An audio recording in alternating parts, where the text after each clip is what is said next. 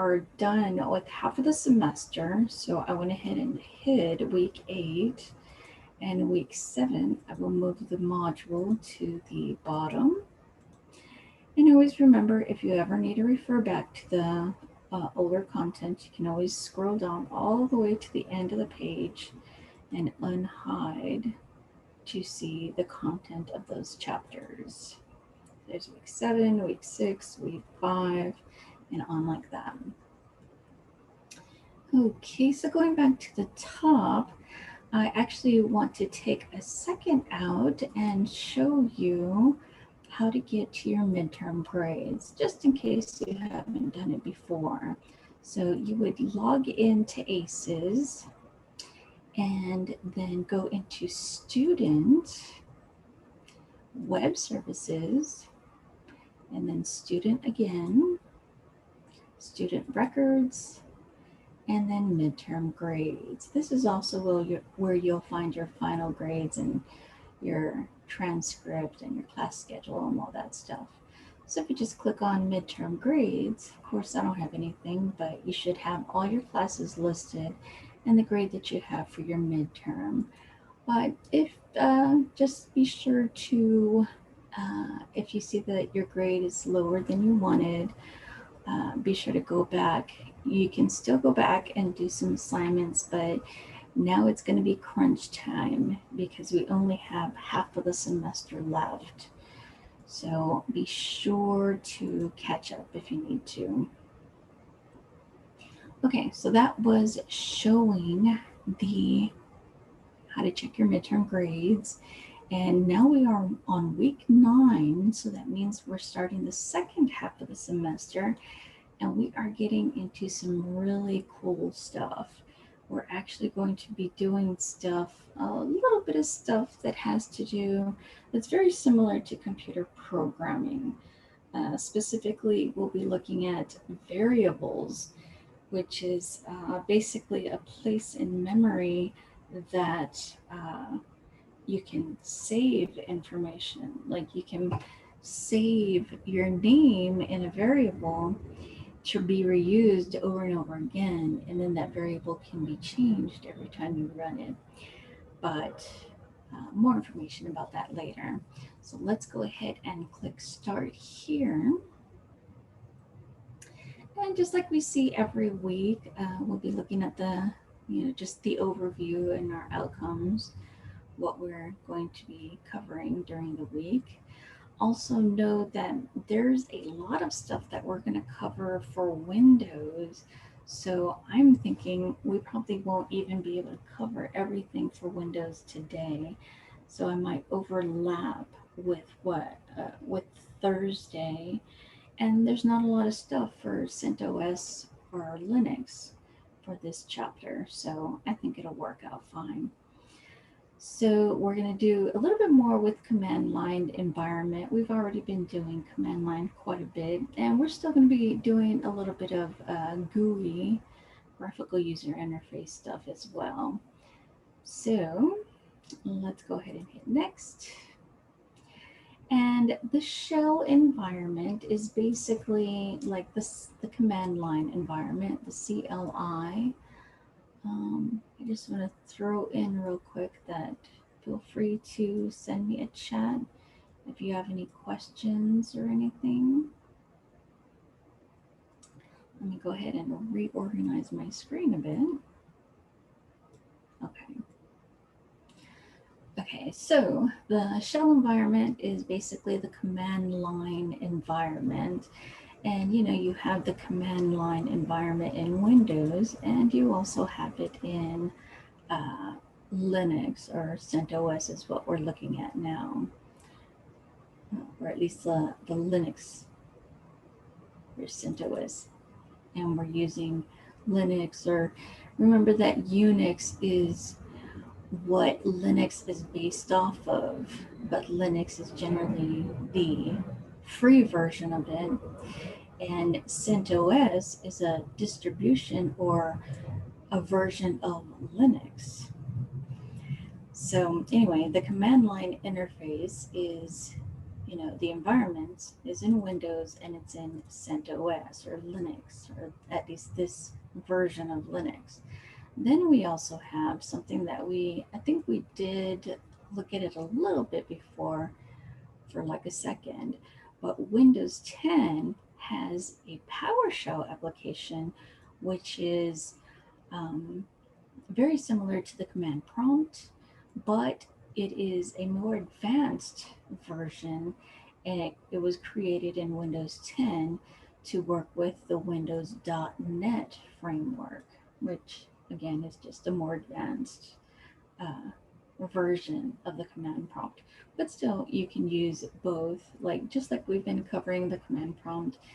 Um, you can still use both, which with whatever one.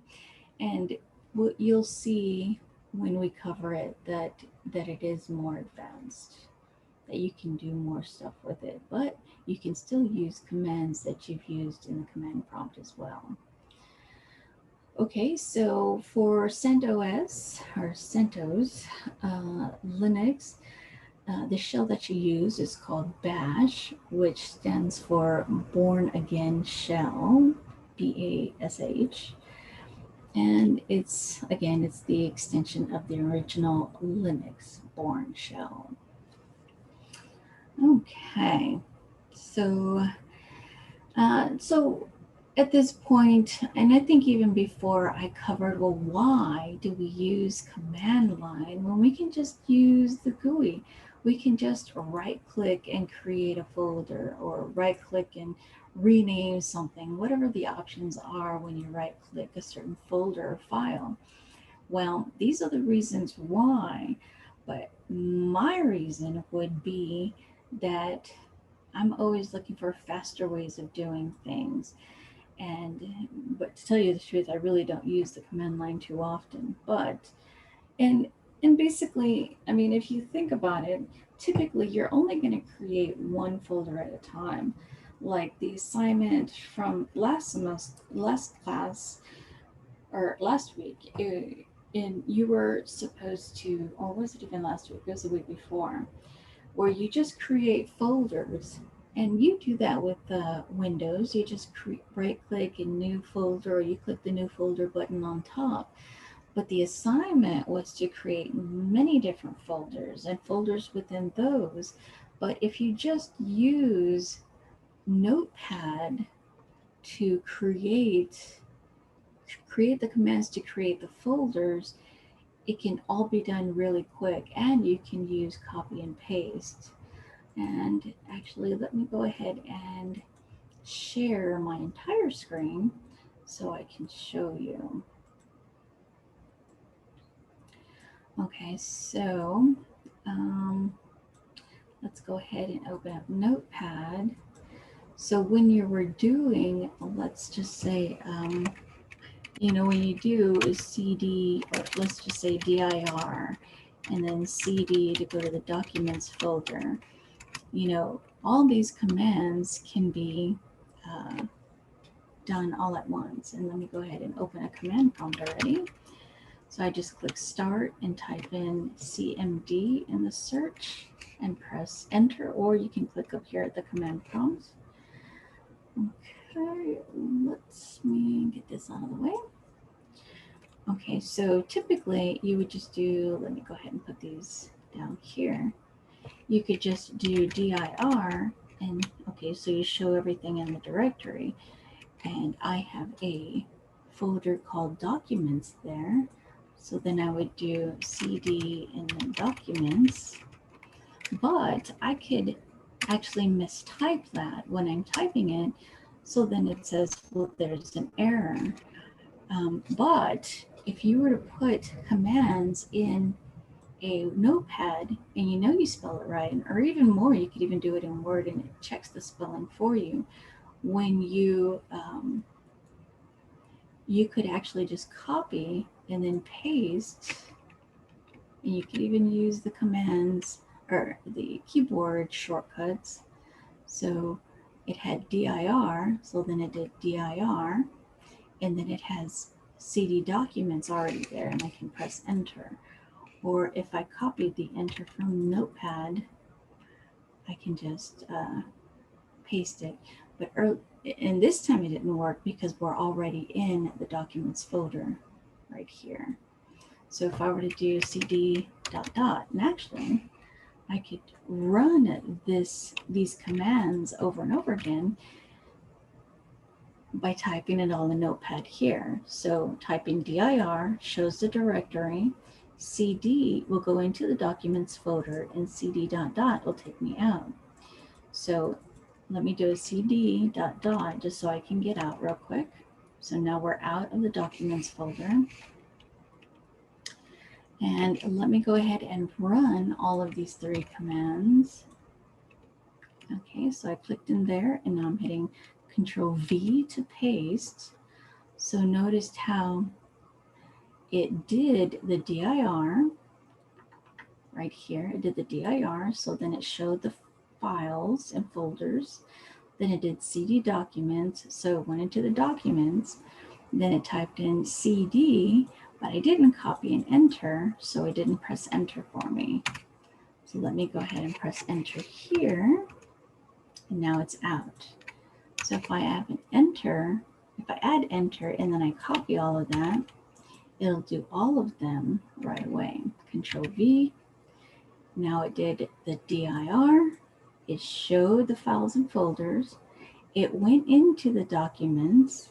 So now we're in documents. It went cd ... So now we're out of the documents. And I could just run it again, and it does the same thing over and over again.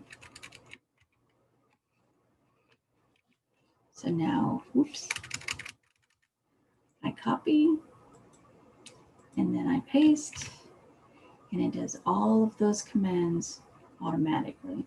I can even go back and say, well, you know what? When I went into the documents folder, I also wanted to do a dir. So we can just add it there and then paste. Now it did a dir in the A card folder. It showed the directories and the files. Then it did the cd documents, so now we're in documents. Then we did a dir. So now this is everything in the documents folder.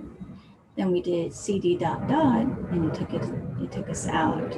See, so you can create commands in Notepad to just copy it and paste it in the command prompt. And then David asks, is that the way to have multiple commands together? Yeah, you could do it in Notepad, definitely. You can't type a command after another. What do you mean by that? In the same line, you could actually, if you use the and. And the reason why I press enter is because it's easier to see.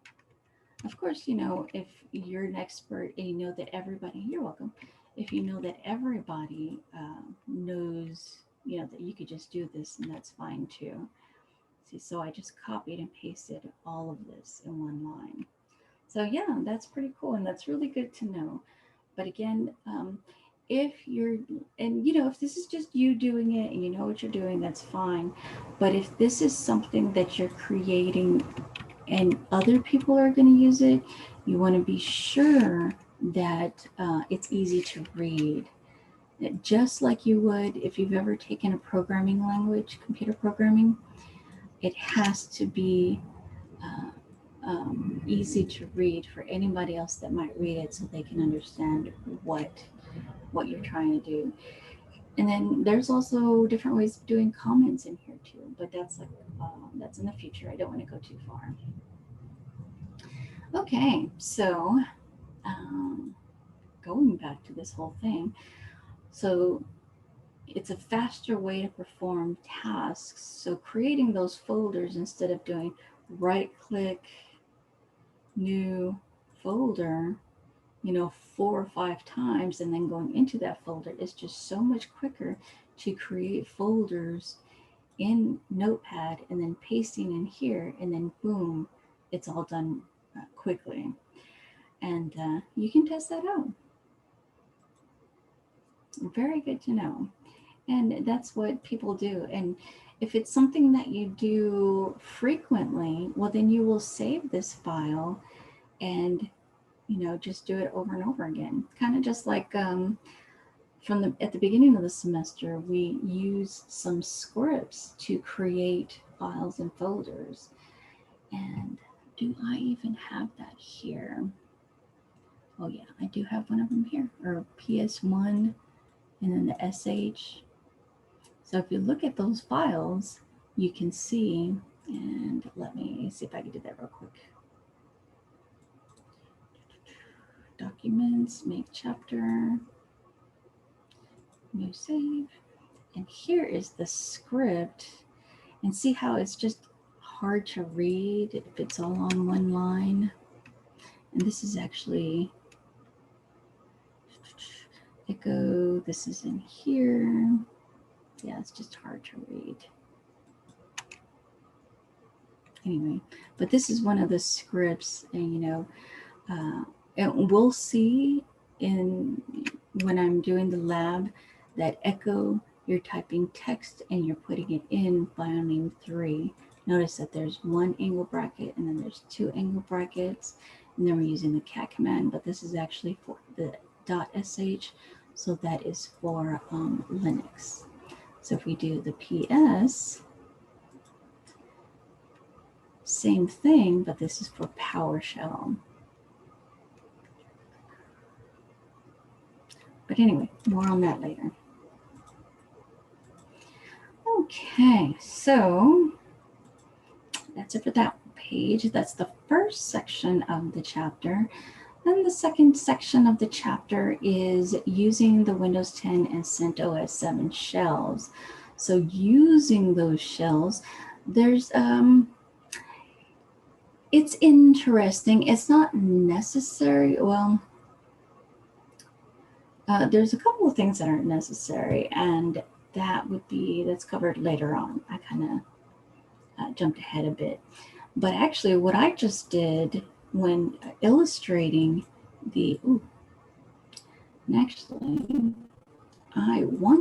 what I'm doing is I am trying to make separate videos so I can put them in the activities area. And I'm actually not doing this yet. So I'll do that later. So this video that I am recording is for the first section, or the lecture section, I guess, but still demonstrations as well. And then I'll stop recording, and when I do the activities, I'll be able to put that video in the activities.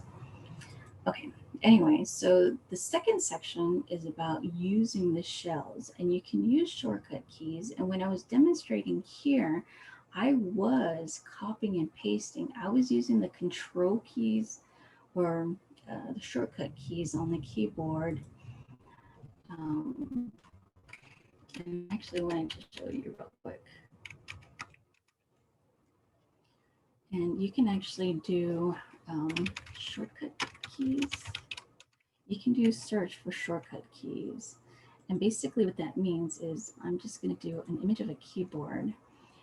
And just in case you're not familiar with them, but you know that you can use the control key on the bottom of the screen.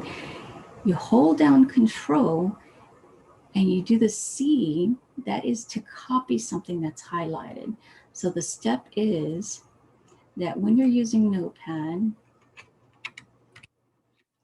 okay, so this is what I had saved already. And also another thing to know is that when you copy something, it will stay in the memory of Windows until it's actually saved in the RAM. So remember, when you turn off your device or your computer or your laptop, the RAM is emptied. So whatever was in the RAM will be removed or lost forever. So, but the last thing that you copy will actually stay in RAM. So even though I closed Notepad, that command was still saved, and all that will be saved, until you turn off your computer, you clear the RAM. So, and one of the reasons that I like to say that is that let's say you typed in your, well, let's just make it short, your social security number, and then you copied it. Let's just say we copied all of this, and then you close the program and you don't save. Does that mean that it's completely gone? Well, no, it's still saved in the RAM.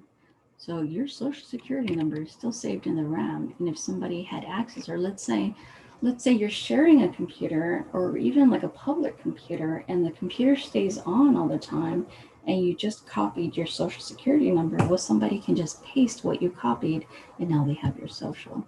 So just kind of keep that in mind. Sometimes I kind of go off and copy something else so that if somebody were to paste, well, it's not something important. But I'm a bit paranoid. Anyway,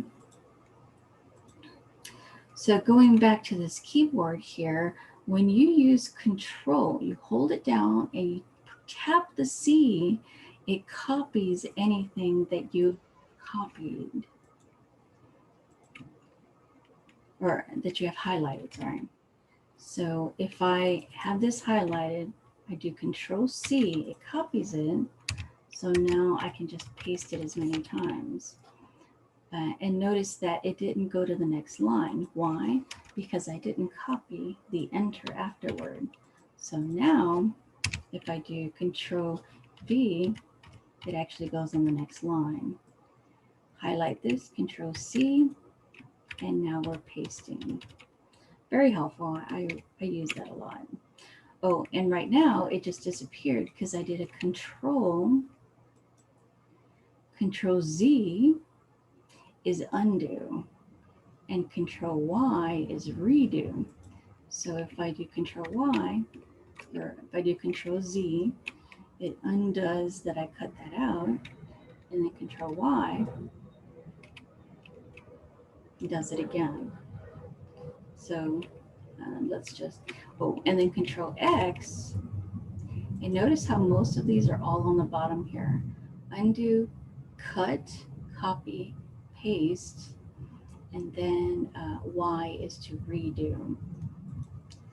So if I highlight this, Control C to copy, Control V to paste, and I can just paste as many times, and I'm pressing enter and then paste, enter, paste, enter, paste. And then you can undo. So all that I did was undone, and then redo to redo it again. But when it comes to Notepad, you can only undo and redo one thing. When you use Word, you can do it a lot. So very important to know the shortcut keys, and you can always just do a search for shortcut keys. Okay, so I kind of went off on that one. But it's really cool to know shortcut keys. I use them a lot. And even I use the keys on the keyboard. So the keyboard, including if you look on the top, there's the home and the end key. I use that a lot too. So I click, oops, there's something in the chat.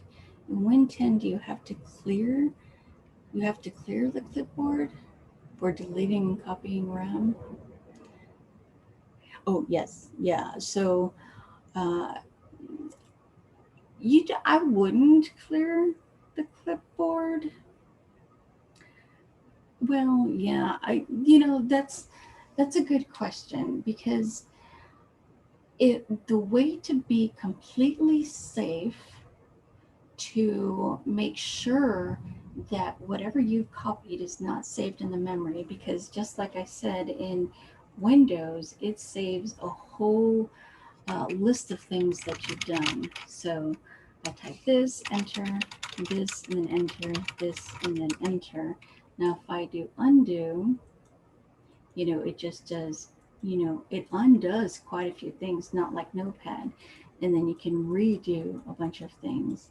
So I would say that the best thing to do would be to restart, just because you don't want anybody looking at whatever history of what you've done. So that's the safest thing. Oh yeah, and about the multiple things, it's in certain things, but just Notepad in particular only saves one for some reason. No, because it's old and it's not advanced. Okay, oh yeah. So the home and the end key, I use it a lot too. If you hit the home key, notice where the cursor is. Well, actually, let me press the insert key on the keyboard. Oh, okay, you can't see. Okay, so notice how the cursor is at the end of the line. If I hit the home key, it's all the way at the beginning of the line. The end key, home, and home, you can just go to the end. I use that a lot, and also, of course, the arrow keys up and down. Those can really help you specifically with the command line, but I use it all the time. Those keys, I just think it's quicker to access what's on the keyboard, specifically if you're typing, than having to reach for the mouse to, click on something. So those are the shortcut keys. Okay, okay, so in the command line interface and PowerShell, you can also change the display options, well, which is basically how it looks like, and I'll show you that later in the activities. Then there's quick edit mode, which there's different ways of copying and pasting things in. So here I'm highlighting this. Uh, there's different ways of highlighting, and there's different ways of copying. And one thing I want to throw in before I even go further, because I don't want to forget, is that when you highlight something, if you just right click, it copies it. Instead of having to do the control keys like Control C, or even you could do right click up here and do edit and then copy. Well, nothing's highlighted, so I can't copy, but it's so much quicker to right click and boom, it's done, as opposed to right clicking up here, then clicking here, and then clicking copy. So much easier. And it even tells you enter. You can even press enter to copy. So if you highlight, you just press enter, it's copied. But if you're already using your mouse, right click and boom, it's done. So let me just go ahead and highlight this, right click, and paste here, and we just copied what was on the screen. So, and I'll show you a bit more about quick edit later. Changing between insert and overtype mode. Not everybody knows this. I know that some people do, and you might know, but some people don't know. And I think it's really important because I've run into situations, maybe not computer majors, but I've run into situations where people are like, why does it keep doing this? And just recently I did that. So if I have my mouse pointer here, and I'm typing these D's, well, everything moves across. But if I hit the insert key, and this is while I'm in Notepad and also in Word and other places, I just hit the insert key. So now if I typed in Z, it would typically, but for some reason it's not, it would typically replace what's there. So let me actually do it in Word and see what happens. So I'm pasting make. Okay, so it's moving across the text. If I hit the insert key and then do Z's, it still moves it across. So it's acting weird because I'm trying to show you something. But typically it would just replace it. So every time I would type in, let's say an A, it would replace the C. If I have, and I wouldn't have to normally highlight, but it would just replace it. But it just doesn't want to work because I'm trying to show you something. But anyway, that's the insert key for you. And actually, it's typically where number lock is. Let me see if it works now. There. Anyway, I don't use this computer often, sorry. But we will move on. So basically, when you're in insert mode, it means that the text will move and it won't replace anything. When you're in overtype mode, it means that it will replace something. So it would be something like if it were highlighted, it would just replace it.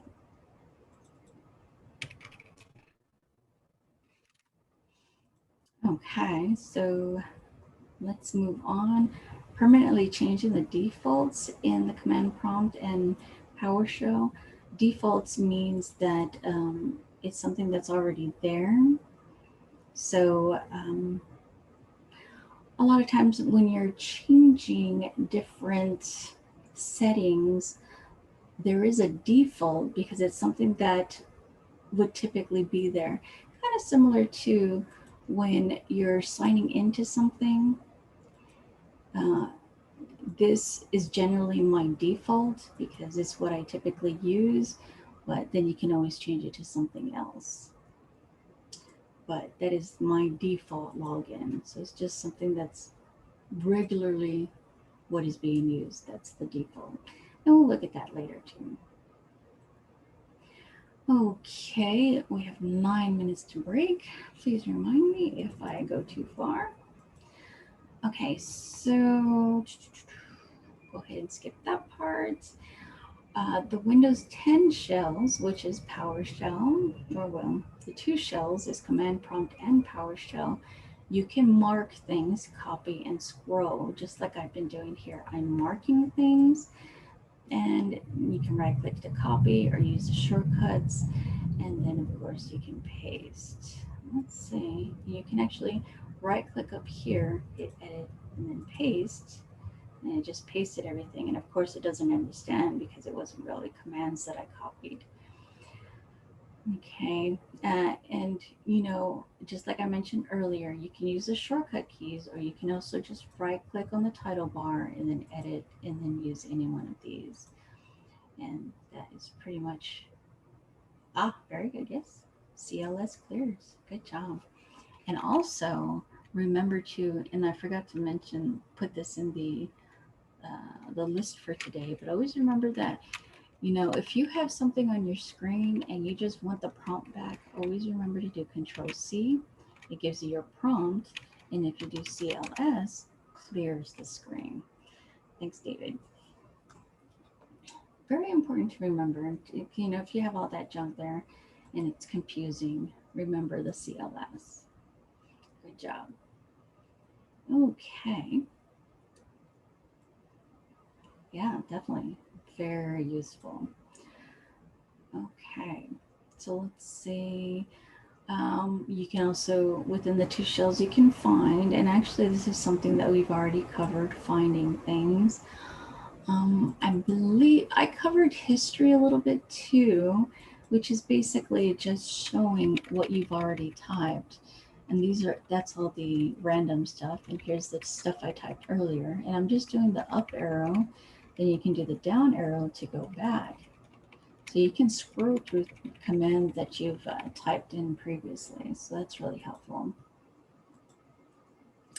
Okay, turn on functions that will automatically complete. That is actually really cool stuff. I'll show you that later. And so I have been talking about the command prompt a lot and a little bit about PowerShell. But again, PowerShell is more advanced, and they have the command let, or basically like running like mini program type files, which is, you know, the PS files that we were running earlier to create folders and files.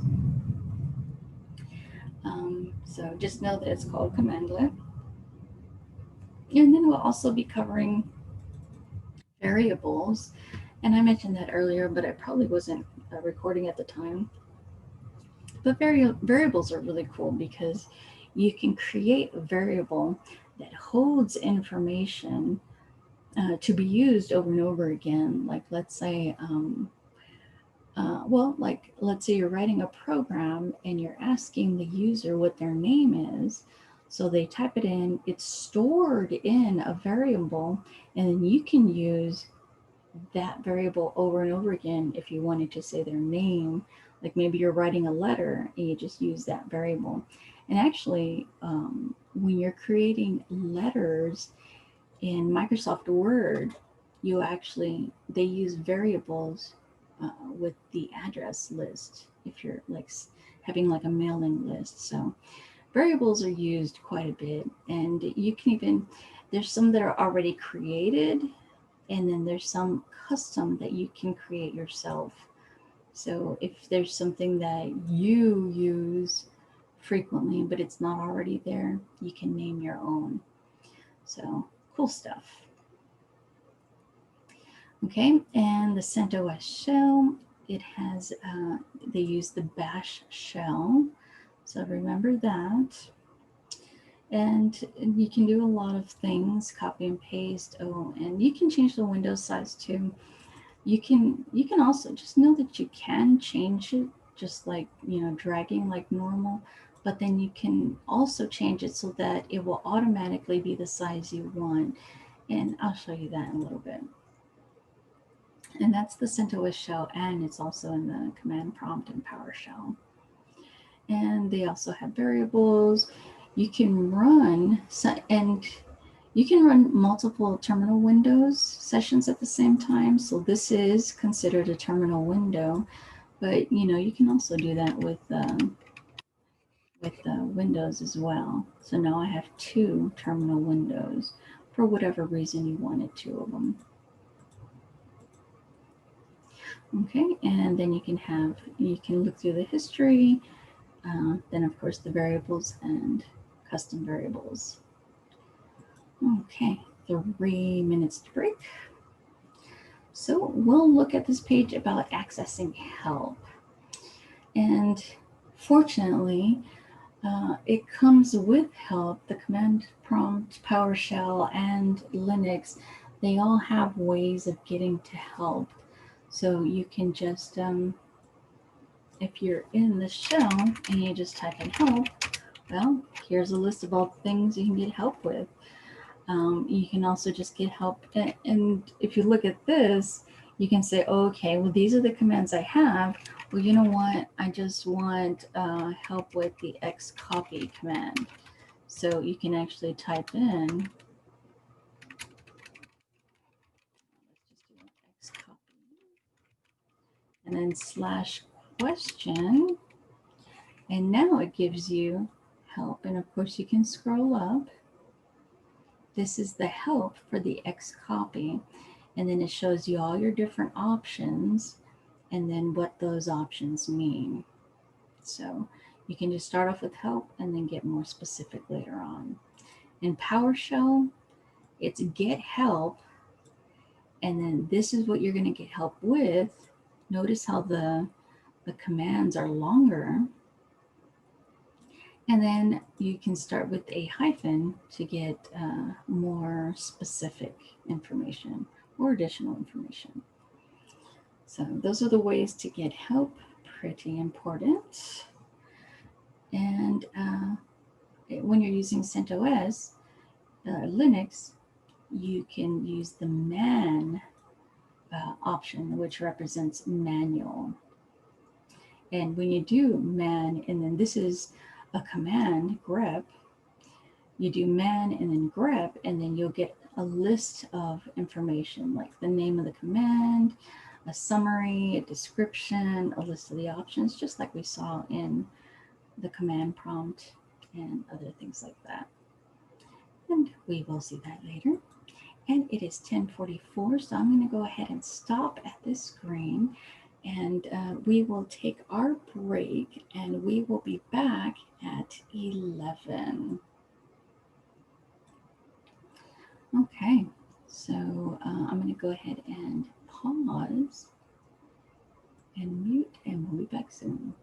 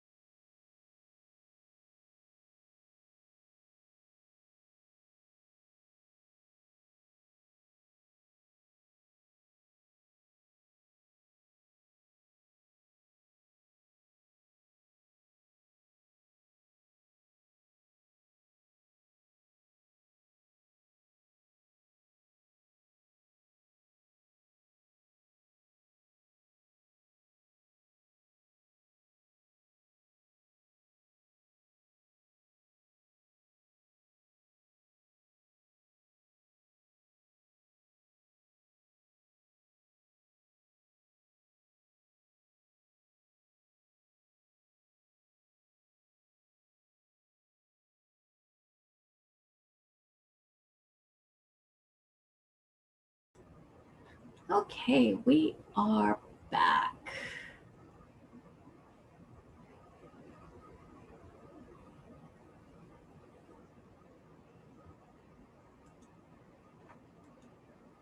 Okay, we will go back to looking at me at my entire screen. Okay, and I just want to say that be sure to, if you think of anything to add, you can also put that in the chat. I really appreciate, additional information. There may be something I'm forgetting, or maybe there's a different way of doing it. So please feel free to, put your 2 cents in. Okay, so let's see. Okay, so this was the 4th section of the book, and it's about displaying contents of files. Now, so yes, we did create files already, and then basically after creating the file, well, you want to see what's in the file, and to see what's in the file, you can just do type. You can also do the print command to send the output to the printer. And then the PowerShell uses get content, similar to them. CentOS uses the cat command. We've already seen that before. You basically just type cat and then you type in the file name. Then there's also the Vim editor. We looked at that too, and it's basically like a command line version of an editor, just like Notepad. And we'll also be using the grep command to modify a text file.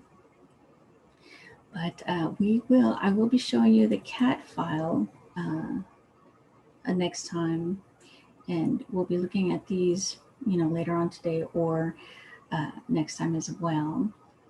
We might be looking at the Vim editor, but we'll focus a lot more on that later. But that's also definitely for next time. So always remember that it's highly recommended that you do the activities in the book just so you can get practice. And when you do them and you just notice that things just don't work, be sure to go into this errors page. And if you just go into the modules, you can just go directly into the errors page, or errata. And it shows you the different activities and then what's wrong with them. And there's quite a few, but and one thing that's very common is just the fact that some things are case sensitive and some are not. So in Windows, things are not case sensitive, and Linux there are.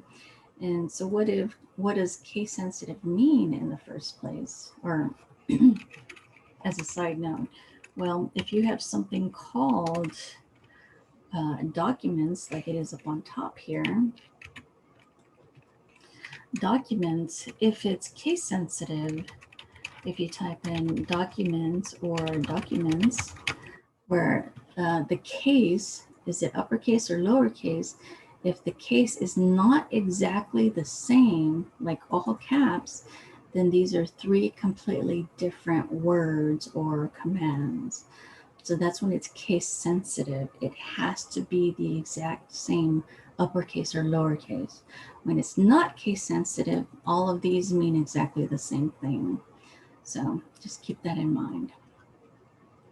And that happens a lot with different, like let's say, programming things. So I mentioned earlier about programming, and I mentioned variables. Well, variables will be case sensitive in programming languages. If you have a capital D, it has to be a capital D if you're going to refer to that variable at any time. So just keep that in mind.